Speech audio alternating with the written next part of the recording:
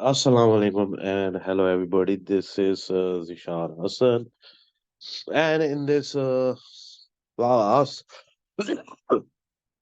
we will discuss the question of triple A, that is Chester and Company. Okay, so always make your practice before looking at the scenario. What you need to do, you should look at the requirement first. What's the requirement? Okay, and for that, let's what we will do. That's my practice always. Before looking into the scenarios, look at the requirements. And here are the requirements. Identify and discuss the ethical and other professional issues raised, and recommend any actions that should be taken in respect of three companies. We have Tedbury Company, which will award us 8 marks.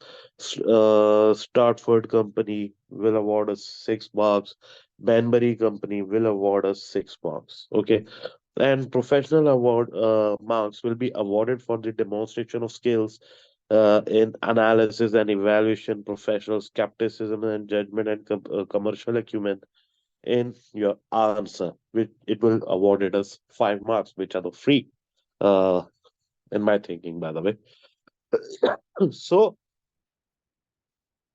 what it's saying, identify. You have to identify, then you have to discuss ethical and other professional issues raised, and then you have to recommend actions that should be taken. You have to identify, you have to discuss, and then you have to recommend the actions that should be taken in respect of three companies. We have Tedbury, Stratford, and Danbury. So let's start with the scenario now. It is 1st July. Okay. Let us change the color here and let us choose the highlighter. So it is 1st July 2005. You are an audit manager in Chester and Company, and you are reviewing three situations which have recently arising with respect to potential and existing audit clients of your firm. Okay. The following exhibits provide information relevant to the question. Tedbury Company provides information regarding services for this potential new client. Remember, it will be a new client if you win the tender. Okay. Stratford Company, information about the services required by the Stratford Company, and Banbury, information and services required by Banbury Company. The information should be used to answer the question. Requirements, not Tedbury Company first. Tedbury Company Managing Director John Stanton has approached Chester and Co. to invite the firm to tender for its audit. Okay, cool enough. Tedbury is a small owner managed company providing financial services such as arranging mortgages and advices on pension plans. Okay. The company's previous auditor recently resigned. Professional skepticism. Okay. We should be alert. Why they resigned? What the what happened? Why they did?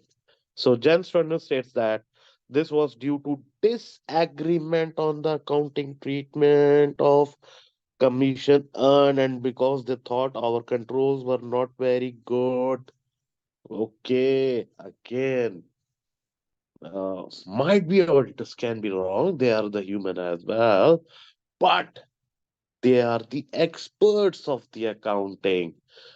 Okay, and if they're examining your financial statements and they found any of the uh, control weaknesses, they recommended you to work over those recommendation, and they are disagreeing with them. So it can happen with our firm as well.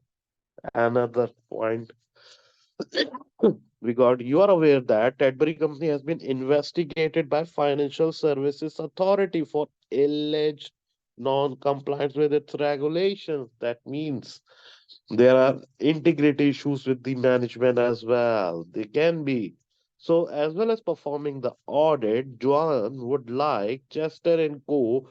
to give business development investment advice as well. So we got threats as well, ethical issues as well, and all. So uh, for that, I already wrote some points, but let us remove them all and write some fresh advices. Okay. Uh, First one.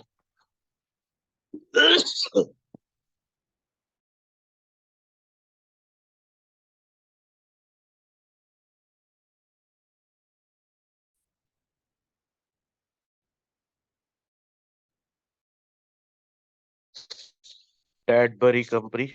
Uh, First point,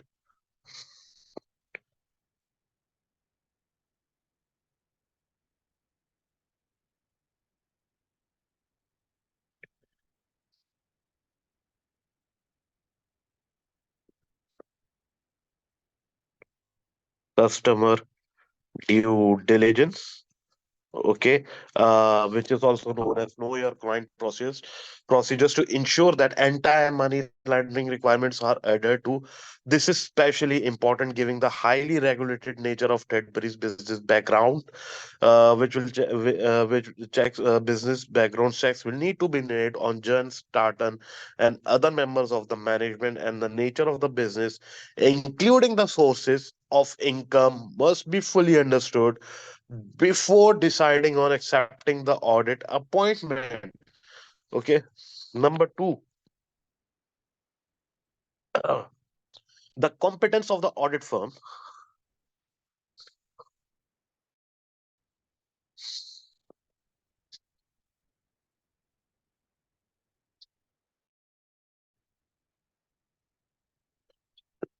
In relation to the audit,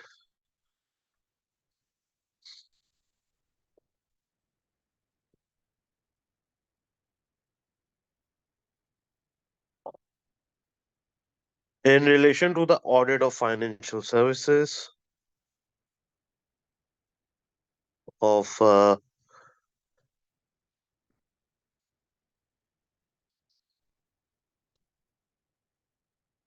should be evaluated,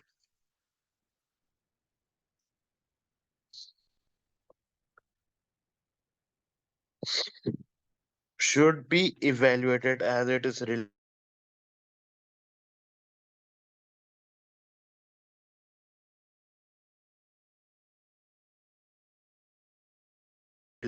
relatively specialized area ethics for professionals that does not possess or cannot acquire the competence necessary to properly carry out the engagement. Now, another point to consider. Remarks. Chester and Co should consider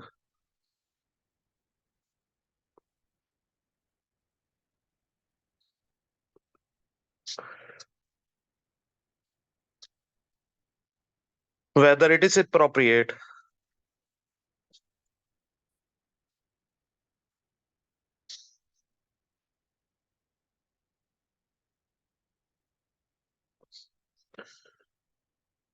to appoint it as an auditor.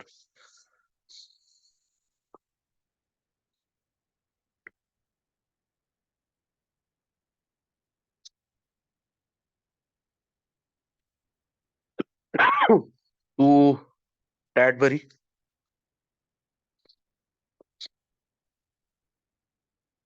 uh, from ethical point of view,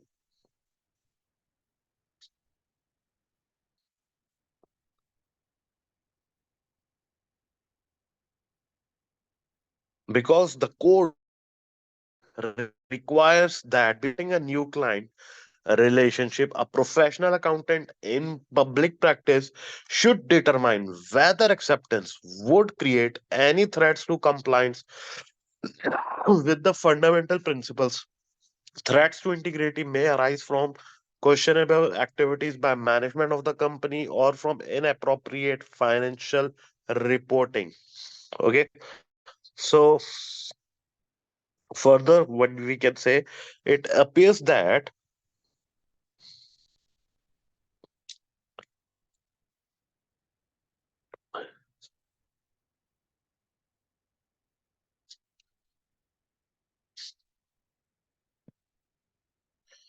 Tadbury, it appears that Tadbury management may lack integrity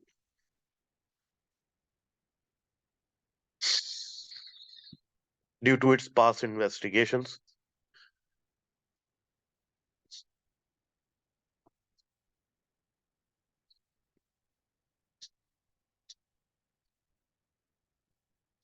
by Financial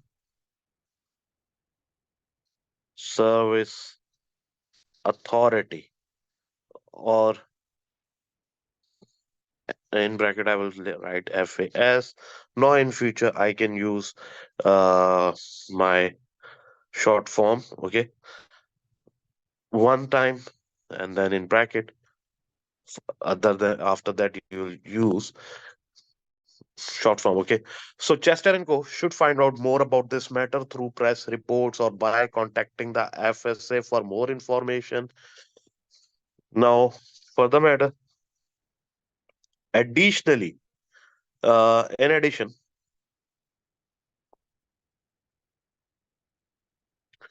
the resignation of the previous auditor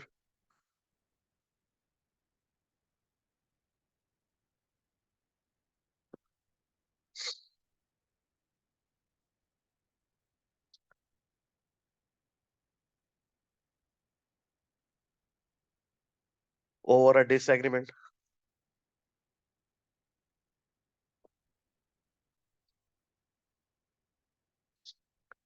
indicates a possible problem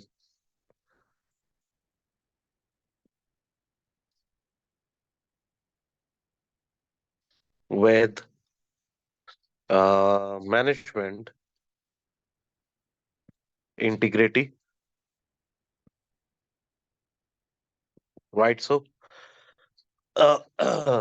there may be also ethical issues. Example, if management intimate the previous auditors over financial reporting issue, which prompted their resignation. Okay. Further, we can write as well. Uh, Chester and Co. should request permission to contact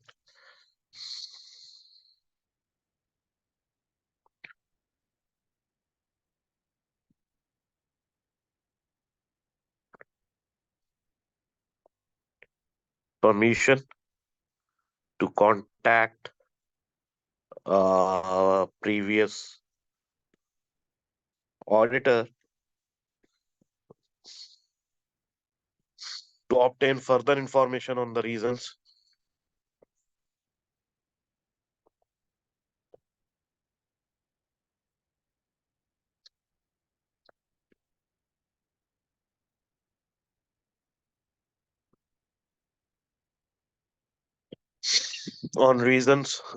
behind the resignation.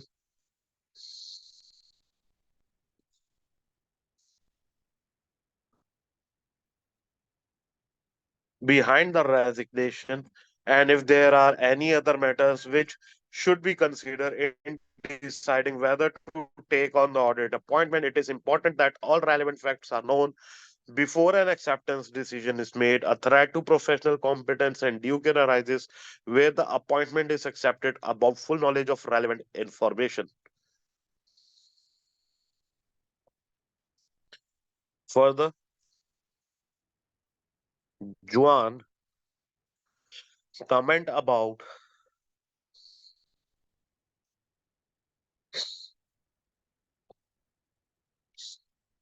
deficient controls is also a cause for concern.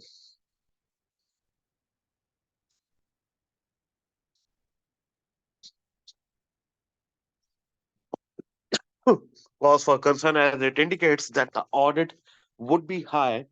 Audit would be raise. While this alone does not mean that the audit should not be taken on, Chester and Co should consider whether the audit risk can be reduced to an acceptable level.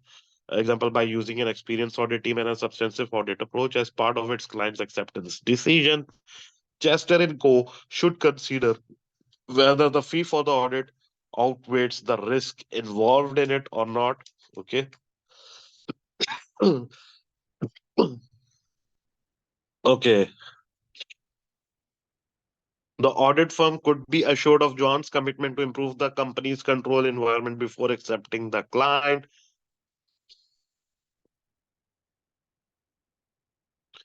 Now, furthermore,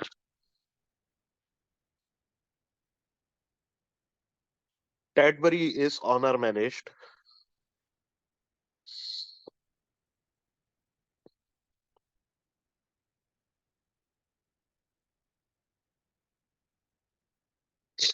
This means that management comes to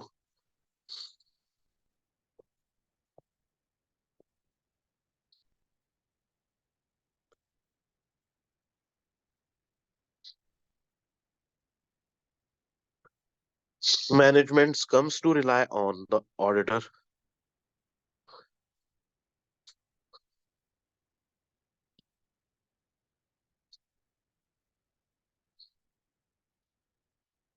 for advice and recommendation.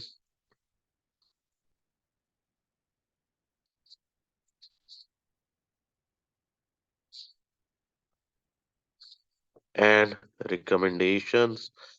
Further, the audit firm could be perceived taking on the responsibilities of management. This is especially relevant to Joan's suggestions that the audit firm can provide business advice. According to ISBA code, this situation gave rise to potential self-review and self-interest threat to objectivity.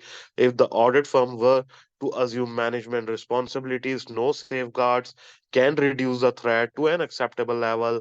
However, providing advice and recommendations to assist management in discharging its responsibilities is not assuming a management responsibility. So, if the audit appointment is accepted, Chester and Co. may wish to obtain written confirmation from management that it acknowledges responsibility for business decisions taken.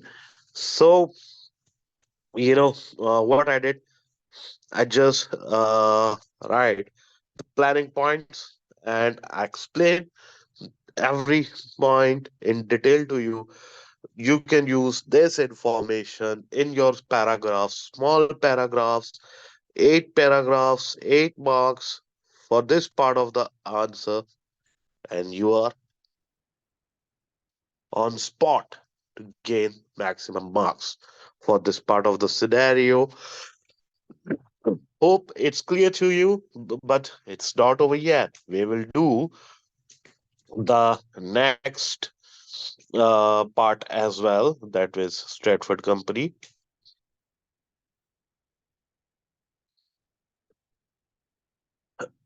Now we have second scenario for you guys, and that is Stratford Company.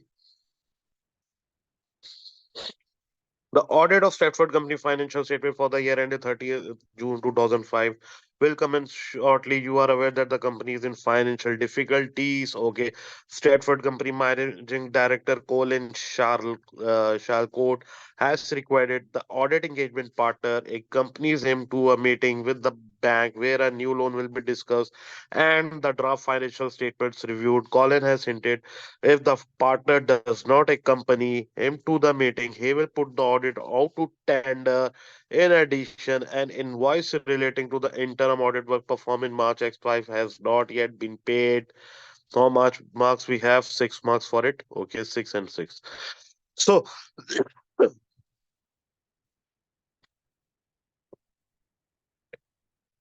companies in financial difficulties, so they can be at going concern issue. And Stratford Company Managing Director requested audit engagement partner accompanies him to meeting with a bank where a new loan will be discussed. While it can create advocacy threat, right? And The draft financial statements reviewed, Colin has hinted that if the partner does not accompany him to meeting, he will put the audit out to tender. Intimidation over here, right? So, in addition, an invoice relating to previous interim audit is still pending. It's not paid yet. Now, dive in to discuss the answer for this part. Uh, how we can get the 6 marks? Let's discuss. Uh, okay, so B part. Stratford Company. Let's bang in. Number 1 point. The request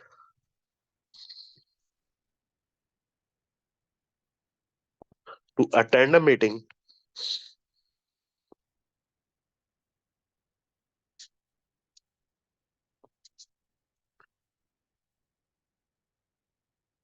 with the company's bank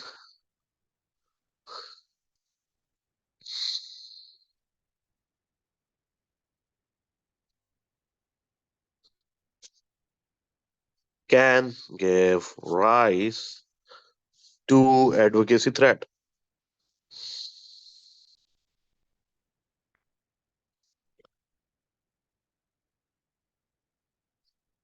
Right. To objectivity. All right. IESBA. Yeah. IESBA code defines an advocacy threat as a threat that as a professional accountant will promote a client or employee's position to the point that the professional accountant's objectivity is compromised. And in this case, the managing director may want the audit engagement partner to support a view that Stratford will be able to continue as a going concern and the loan ultimately will be repaid. This means that audit partner is promoting the client, which leads to the creation of an advocacy thread. Now, another part, in addition,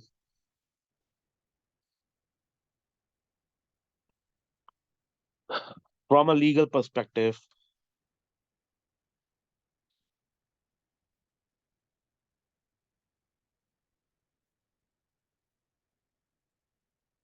the audit firm must be careful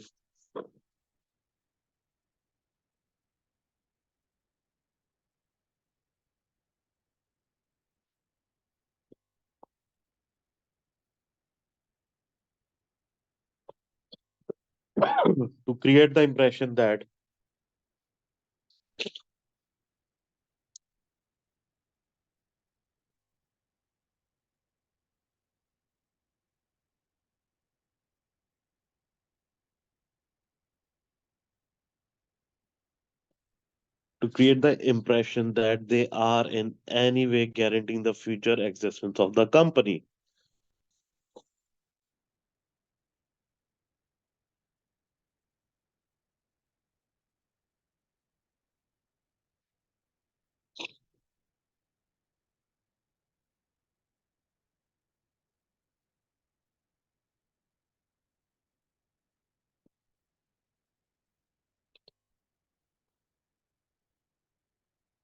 All right, or providing assurance on the draft financial statements in legal terms, attending the meeting and promoting the interests of the client could create legal proximity, which increases the risk of legal action against the auditor in the event of Stratford defaulting on any loan provided by the bank.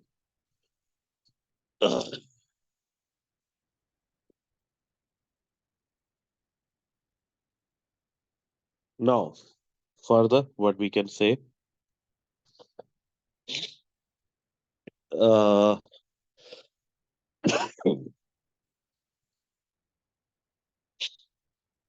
it may be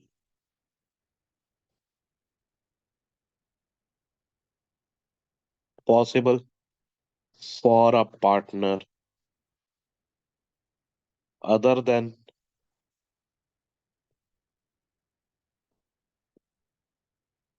audit engagement partner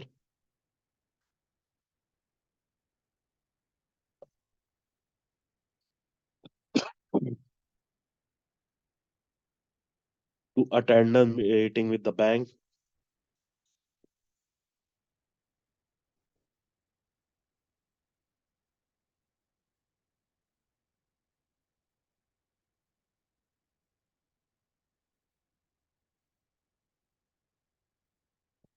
to attend the meeting with the bank, which would be safeguard against the ethical threat. Chester and Company partners responsible for ethics should consider the severity of the threat and whether this or another safeguard could reduce the threat to an acceptable level. Okay. Fourth point, there is also an intimidation threat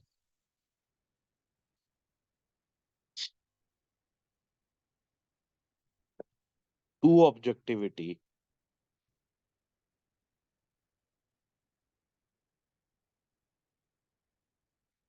uh, arising from the managing director,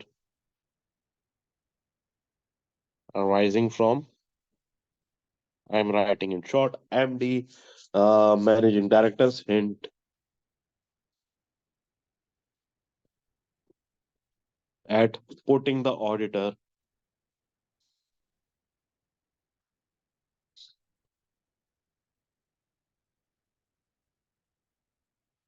to tend, auditor or audit to tend.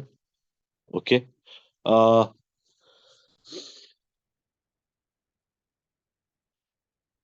IASB code states that audit firm being threatened with dismissal from a client engagement represents an intimidation threat. The managing director action should also lead to questions over his integrity, and the firm may wish to consider resign from the audit if the threat becomes too severe.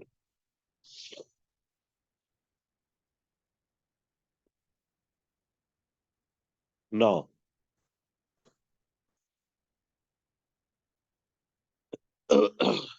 overdue fee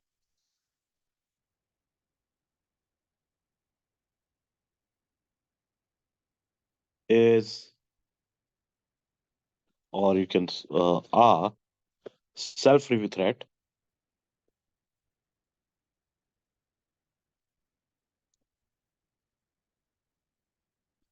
Okay. According to ISBA code, which states that self-interest threat may be created if fees due from an audit client remain unpaid for a long time, especially if a significant part is not paid before the issue of the auditor's report for the following year. The audit firm should determine that amount of the fee that is unpaid and whether it could be perceived to be a loan made to the client. It may be a relatively insignificant amount, or you can say immaterial amount, and it may not be long overdue. It's only been 6 months, right? So as it relates to work performed less than 4 months ago, in which case the threat to objectivity is not significant. In this way, we are done with this five planning points, and my explanation you can make small and nice paragraphs to get you the maximum marks in this part of the question. Uh, I hope it's clear to you, but the class is not over yet. Why so? We have one part remaining for this question, right? So let us do it very quickly. So, next part, Banbury Company, which will give us 6 marks. And here it is. Banbury Company is a listed entity, and its audit committee has asked Chester and Co. to perform an actuarial valuation on the company's defined benefit plan. One of the audit partner is qualified actuary and has the necessary skills and expertise to perform the service. Banbury has a year ending 30th September X5, and the audit planning is due to commence next week. Okay, its financial statement for the year ended 30th September X4 is in respect of the audit opinion was unmodified, included total assets of 35 million and a pension liability of 105 million. A listed entity audit committee has asked Chester and Company because of one qualified actuary partner. So that is self-review thread and has a necessary skills and blah blah blah. The audit planning is due to commence next week. Okay, so what could be said? Let me explain you in detail. But I'm not give you the planning points this time because this is the third part and this is your homework. Uh, Pride yourself and you can show to me to let you know if you have right the correct or right answer. So providing an actuarial services is an example for providing non assurance service according to ISBA code. The provision of such services can create objectivity of self-review threat or you can say self-interest threat as well. The self-review threat arises because the defined benefit plan on which Chester and Co has been asked to provide valuation services is included in statement of financial position. The audit firm would need to audit the figure which has been generated by the member of the firm is likely to experience bias in relation to this work. The self-review threat arise from the fee which could be paid to firm. Chester and Co need to evaluate the significance of the threats where safeguards could be used to reduce threats to an acceptable level. Uh, while assessing the self-review threat, the factors which need to be considered whether the valuation will have a material effect on financial statement, that the extent of the client involvement in determining and proving the valuation methodology, other significant methods of the judgment, availability of established methodologies and professional guidelines, valuations involving reliability and extent of the underlying data, degree of dependence on future events. Okay, the extent and clarity of the disclosures in the financial statement. So, the matter to be considered is the materiality of the pension plan to Burberry financial statements. All right. Burberry financial statements as a listed company. Burberry is a publicly traded entity and therefore public interest entity. The code states the firm cannot provide valuation services to an audit client, which is a public interest entity, if the valuations would have a material effect separately or in the aggregate on the financial statements. The firm will express an opinion based on 2004 financial statement. Pension liability at year end represents 0.3% of total assets and it was immaterial. Whereas Chester and Company should consider whether there are any indications that the pension deficit may have become more significant during the year, which may cause the balance to become material, in which case the audit firm should not provide the valuation service to Banbury. Further, actual valuation involves significant subjectivity while determining the appropriate discount rate, estimating key variables to be used in the calculation. It is also unlikely Banbury's management will possess sufficient knowledge and experience to have much more involvement in the valuation. However, it may be possible to use safeguards to reduce threats to an acceptable level. Okay, examples of such safeguards, having a professional who was not involved in the providing the valuation service, review the audit or valuation work performed, making arrangements so that pension personnel providing such services do not participate in the audit engagement. That's it. If you write this much, you are well well done, right? I hope you get it, and that's it for this session, this class. We'll see you in the next session.